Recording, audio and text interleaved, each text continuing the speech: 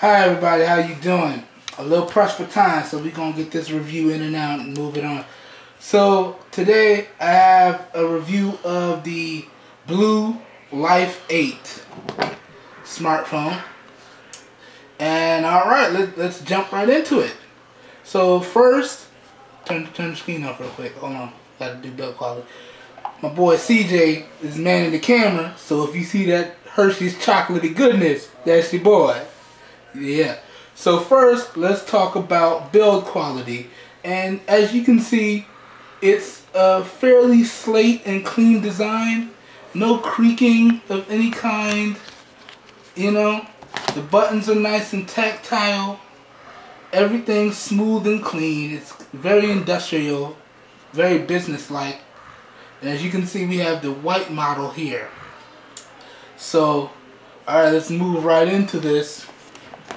So, this next thing we're going to talk about is the display.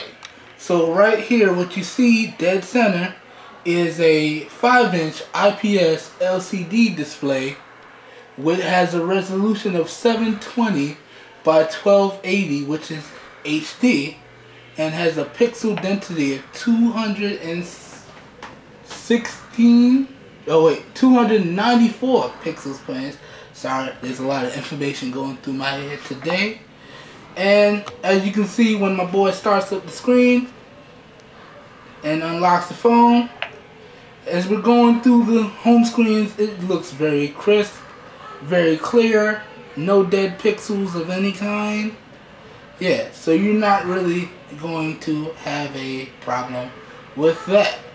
Now, moving on, let's talk about some of the hardware and software. So, let's do this. So, like as I've said, you have a 5-inch IPS display, and inside we have an MTK 6592 octa-core processor, which is a true octa-core processor, running all 8 cores at one time. And I must say, it is really buttery smooth. As you can see, as he's navigating through the phone, no lag or issues of any kind whatsoever.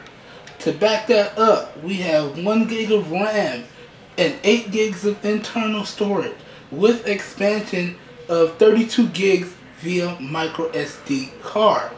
And I'm going to let him go in right now to the settings and go to the app screen so you can see how much space is actually left. So go ahead and go to settings, then scroll down to apps, and as you can see, get a nice little close-up on that. Still fairly has a lot of space left. So that's the beautiful thing about Blue. There's no heavy skins. It's fairly stock, no issues of any kind. And if he swipes over, you can see even his SD card hasn't even scratched the surface. So it's awesome. So when you pick this up, you should have no problems of any kind. Now, moving on to, put my notes on that real quick. Moving on here, the Word document. So we talked about the screen, we talked about the hardware and the software. Oh, and it is running KitKat 4.4.2. So we're going to let my boy go back into the settings and show you that, because I know you guys like to see that real quick. So go back one and go to About Device. Go down to About Device. All the way to the bottom. And just double tap the Android version a few times. Right there where you see the numbers. Just keep tapping it. Keep tapping it. And there you go, guys. As you can see, it's running KitKat. And if you tap it again, and you tap and hold, you can see there it is. And if you tap it again, tap and hold, you got your little Easter egg. So you can see you are running Android 4.4.2, which is the latest version for regular companies. Now, the only way you're going to be running something a little higher is if you're running Google Editions or Nexus devices. But you do get the latest. So let's go ahead and back out of that. And the next thing we're going to talk about is the glitches, stutters, or crashes. And as CJ has mentioned, no stuttering or glitches or crashes of any kind with this device.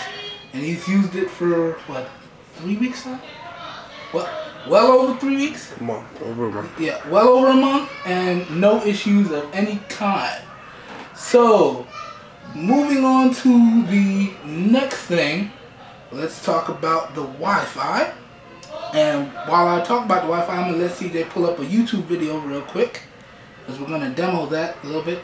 But in terms of Wi-Fi, and you guys are really going to enjoy this, you run an 802.11, BGN and AC.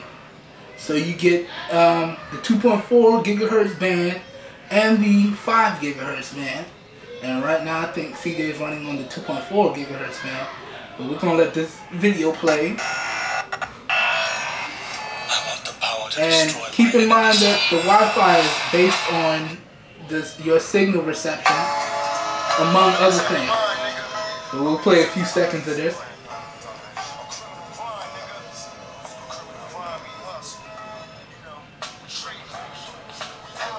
Alright, so I'm going to go ahead and back out of that.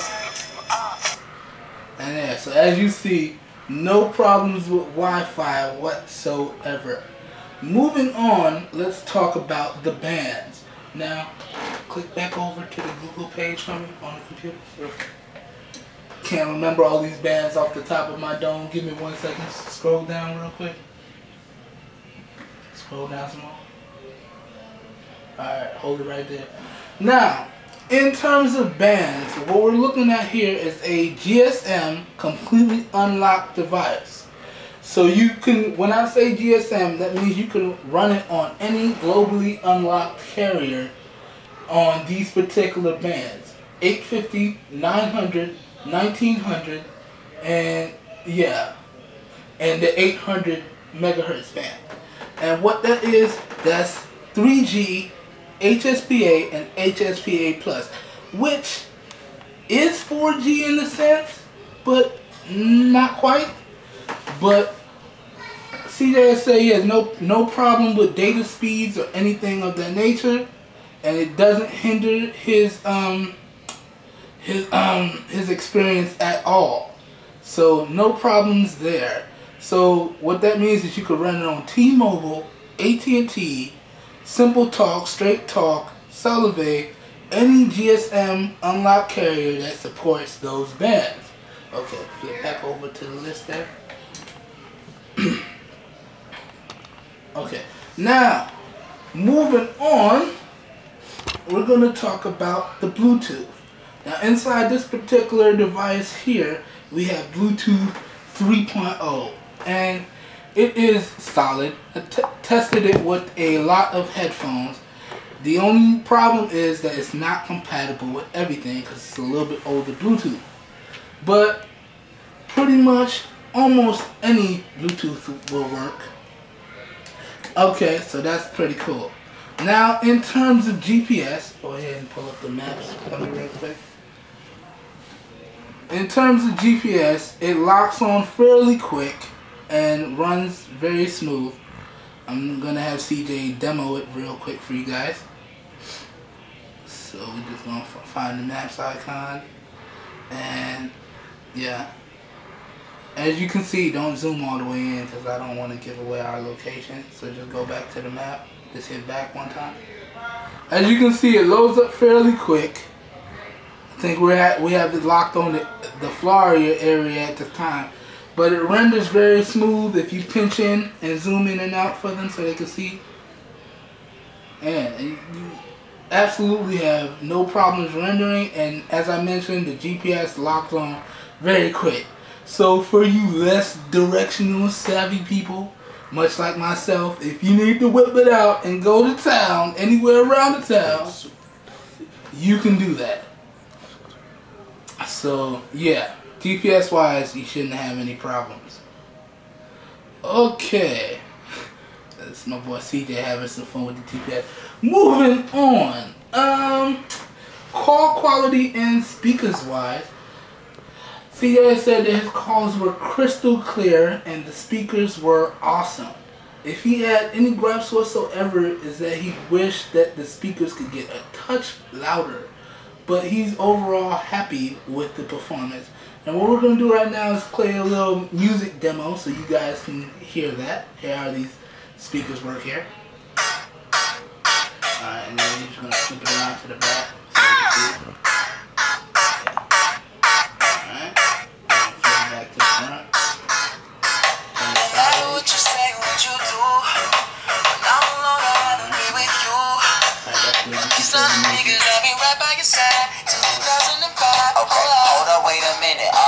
Alright, so as you can see, the speakers are fairly loud and crisp, and no crackling on the top end because he had to turn it up as loud as it could be. One little gripe with rarefying speakers is that yes, they are easy to muffle, and yes, you might have to flip your phone over if you want to hear it unobstructed, but you get used to that because a lot of the phones out there today are rare-firing speakers, so we get used to that. Now, moving on, in terms of games, and the GPU in this phone is a Mali 400, so we're just going to pull up a little game and let you see how it renders really quickly here. Don't think we're going to play too much because my boy CJ got to bounce up out of here real quick. I just wanted to get this review in and out. So we're just going to let you see how it renders here. And with this processor package, it actually renders very smoothly with no hiccups of any kind. I was actually playing it earlier before we push go. And we wanted to let CJ play for a couple seconds. Might try to catch something.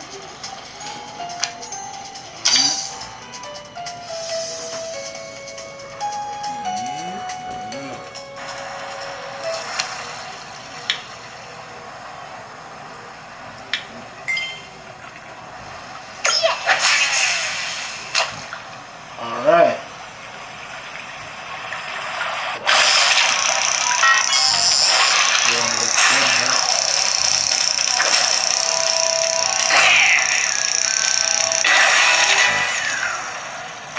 Nice catch. Alright, so that was a quick little demo of the game for you guys. Go ahead and hit home and get out of there. So as you can see, it rendered the water very beautifully. Didn't have any stuttering or hiccups of any kind. So I'm pretty sure it can handle any game that you want to throw at it. You should be very happy with this device.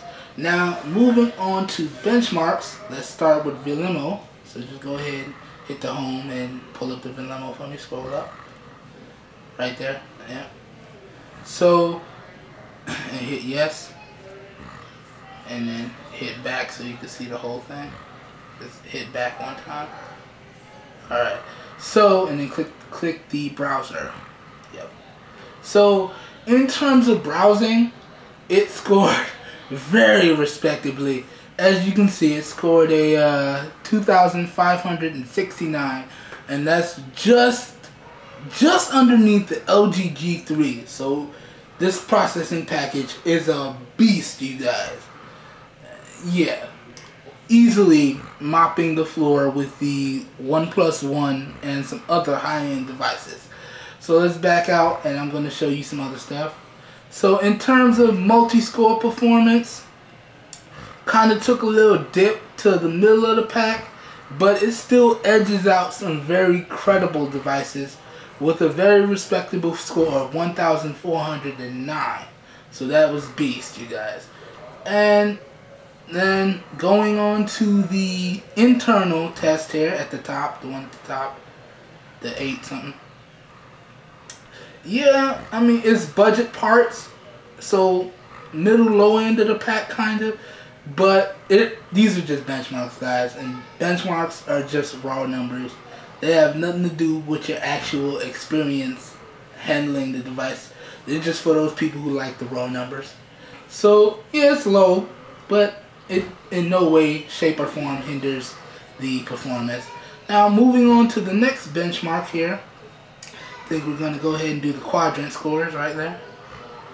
And you're going to have to get a tight focus on the bottom there where the numbers are. yeah, there we go. Make sure it's nice and clear. So as you can see, okay, now pull it out some. As you can see by the graph, it edged out everybody. This true octa-core, I'm starting to sound like a fanboy, is a beast. There's nothing else that can be said. So let's move on to the next benchmark, guys. And last but not least, got your tapped it too quick there. Hold on 1 second. Oh, get it down at the bottom. Ooh, there we go. Let that load back up. Last but not least is your N22 benchmark. And as you can see, not the best score, but right up in there with some of the top of the line flagships. I think some things that score over this would probably be the S5, the S4, the LG G3, and guys, those are $600 and $700 and $800 phones. This right here, I got this on sale for a monstrous price, which monstrous deal, which we'll discuss later. Now, moving on, you can back out of that. Moving on to battery life. So, my homeboy CJ used this phone for well over a month now, and light use, he said he was getting anywhere to a day and a half. Moderate use, he was getting about 12 to 14 hours, and heavy use, he got about 6 hours, man. I mean, come on now. The battery, 6 to 8, but you know how it is when you smashing your phone like a beast. No size battery is truly enough, but the battery size in this phone is actually, I think I wrote it down. Pull up that web tab for me. Yep. And scroll up to the battery section. The battery size in this phone isn't as big as it could be, but it's a very respectable 2,000 milliamp hours. And as mentioned before in the 5.0C HD, you don't need the most beastly and biggest battery to get some really good performance. It's all about balancing the software and the hardware to create a truly well-rounded phone. So, yes, you got those sick battery numbers with such a small battery. It happens. Blue put together a nice device. So, let me flip back to my notes. Go ahead and wrap this up because it's getting kind of long. So now, we've reached the end of the review, and now it's time to discuss what I'm sure everybody is really interested in hearing: price. Okay, so I picked this up from Amazon, and this was a used device, and I paid $184 for it. All links to where to purchase this will be in the video description. But yeah, so like I was alluding to earlier, this is at most a $200 phone with flagship specs, making it truly a beast, you guys.